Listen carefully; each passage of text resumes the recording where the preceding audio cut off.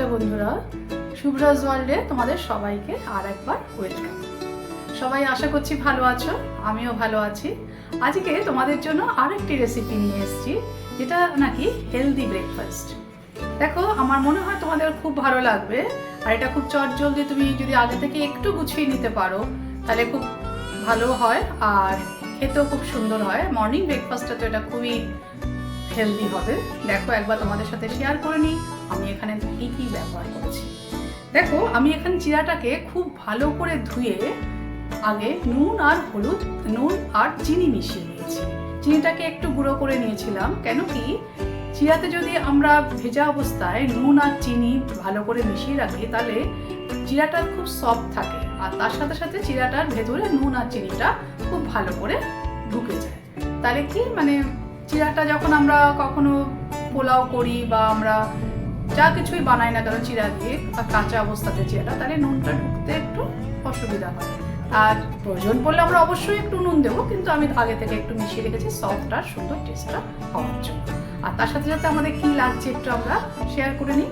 দেখো, আমি এখানে গাজর কুচি রেখেছি, ছোটো ছোটো করে কুচি করা রেখেছি। মাখানাটাকে আমি কি করেছি, একটু বাটারে হালকা রোস্ট করে নিচ্ছি। মাখানাটাতে প্রচুর পরিমাণে ক্যালসিয়াম থাকে, এটা আমাদের সবার জন্য খুব প্রয়োজন। আর রাখছি সুইট কর্ন, রাখছি ফোড়নের জন্য কারি পাতা, শুকনো লঙ্কা, জিরা, আদা কুচি আর কাঁচা লঙ্কা কুচি। আর রাখছি ছোটো ছোটো করে কেটে রাখা বিনস, আলু ছোটো ছোটো করে কেটে রেখে দিয়েছি। আর একটু স্প্রাউটটা আমাদের পক্ষে খুব সুন্দর দরকার, আর এটা খুব হেলদি, তাই একটু স্প্রাউট রেখেছি। আর রেখেছি কাজু কিশমিশ, আর নুন হলুদ তো রেখেছি, যেটা আমাদের না হলে কোনো রান্নার স্বাদ আসবে না। আর রেখেছি সাদা তেল, যেটা রান্নার জন্য অতীব প্রয়োজন। চলো তাহলে আমরা দেখে নিই এটা কিভাবে তৈরি করছি আমি। দেখো, প্রথমে আমি কড়াইটাকে গরম হয়ে গেছে, আমি এই সাদা তেলটা কড়াইতে দিয়ে দিলাম। তেলটা যখনই গরম হয়ে গেছে তখনই আমি জিরা, শুকনো লঙ্কাটাকে একটু এরকম ভেঙে দেব, আর দেব কারি পাতা, দেব কিছু কারি পাতা,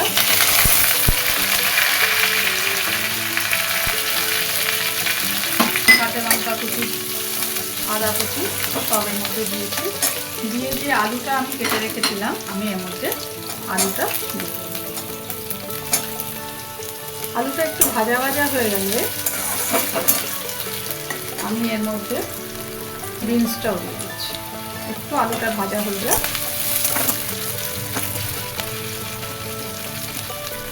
আলুটা ভাজা হয়ে গেছে, আমি এর মধ্যে বিনসগুলোকে দিয়ে দিলাম। বিনসটা তোমাদের আমি একটু বলতে ভুলে গেছি, আমি কিন্তু এর মধ্যে কিছু নারকেল কুচিও দেব। তোমাদের এটা বলতে ভুলে গেছি, নারকেলটা আমার তোমাদের অপশনাল, দিলে ভালো লাগবে খেতে। নারকেলেরও তো অনেক গুণ আছে, নারকেলটাও আমরা দিতে পারি, ভালোই লাগবে খেতে। এটা একটু ভাজা ভাজা হবে, এর মধ্যে আমি এখন নারকেলটাকে দিয়ে দিলাম। এটা কিন্তু খেতে খুবই সুন্দর হয়। তোমরা যদি ঝাল বেশি খেতে চাও তাহলে একটু বেশি ঝাল দিতে পারো, বাট ব্রেকফাস্টে বেশি ঝাল না খাওয়াই ভালো, ওটা আমাদের স্টমাকের পক্ষে ক্ষতিকারক হয়ে যাবে, সুতরাং ওটা না দিলেই পারো।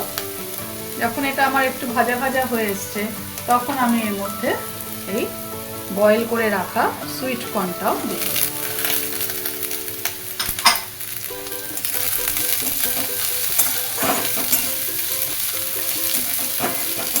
তুমি শীতকালে যেরকম ছোটো ছোটো কপি, তারপরে ব্রোকলি, এগুলো থাকলেও দিতে পারো, খেতে কিন্তু ভালোই লাগবে। এটা দেওয়ার পর আমি এর মধ্যে স্প্রাউটটাও দিয়ে দেবো। দেখো, খুব কালারফুলও দেখতে হয়েছে কিন্তু। এর সাথে সাথে আমি এর মধ্যে একটুখানি দিয়ে দেবো, অল্প করে নুন দিয়ে দেবো। যেহেতু আমি চিড়াটাতে নুন মেখে রেখেছিলাম, তাই খুব অল্প করে চিনি দেবো আর নুন দেবো, বেশি দেবো। অল্প করে হলুদও দিয়ে দিলাম।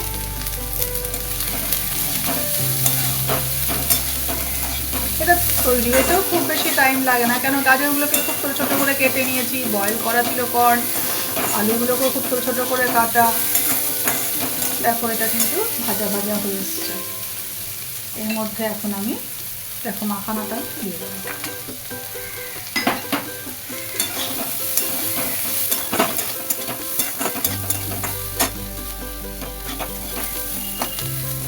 একটু টাইম হতে দেবো, দিয়ে আমি এর মধ্যে চিনি অল্প একটু দিয়ে দিলাম। যারা বেশি মিষ্টি খেতে না চাও তারা দেবে না। চিনি দিলে কি একটু নুন আর চিনির ব্যালেন্সটা হলে যে কোনো রান্নার টেস্টটা একটু ভালো হয়, তাই একটু অল্প করে চিনি দিয়ে দিলাম।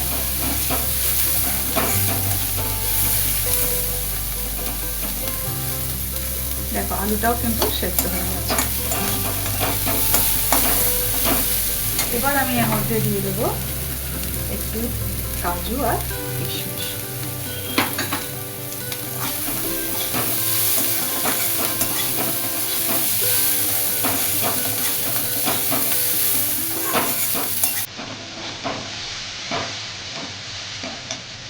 এবার দিয়ে দেবো আমি চিরাটা, এটা আগে থেকে আমি নুন আর চিনি মাখিয়ে রেখে দিয়েছিলাম। দেখো টাইম কিন্তু আমার লাগলো না।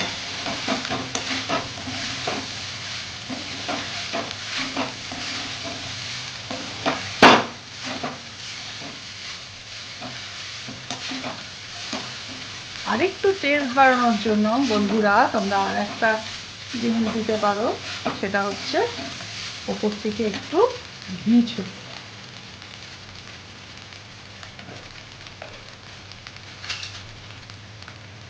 তাহলে একটু গন্ধটাও ভালো হবে। একটু করে ঘি দিয়ে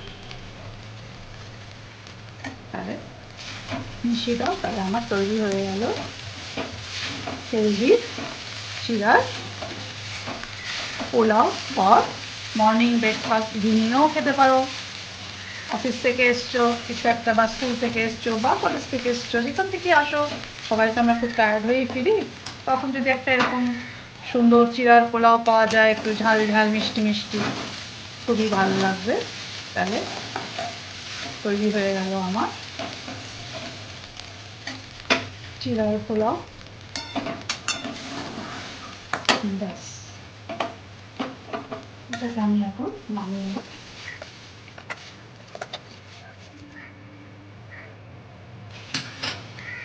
দেখো আমাদের তৈরি হয়ে গেল সুন্দর চিড়ার পোলাও।